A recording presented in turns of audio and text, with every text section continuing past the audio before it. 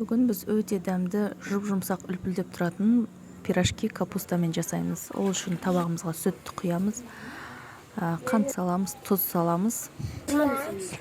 Араластырып отырып, жұмыртқаны саламыз, дрожжи саламыз, сұйық майды құйып, ұн салып, қамыр илейміз. Жұп-жұмсақ қамыр шығу керек.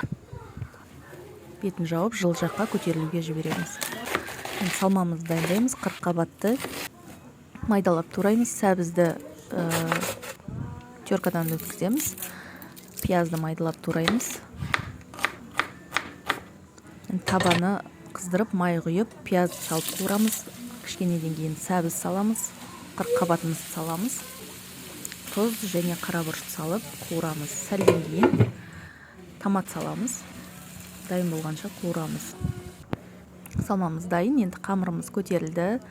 Осылай бір алақандай болатындай үзіп аламыз да, осылай домалақтап дайындап аламыз. Кейін жайып, салманы салып, қалауларыңыз бойынша форма жасасаңыздар болады.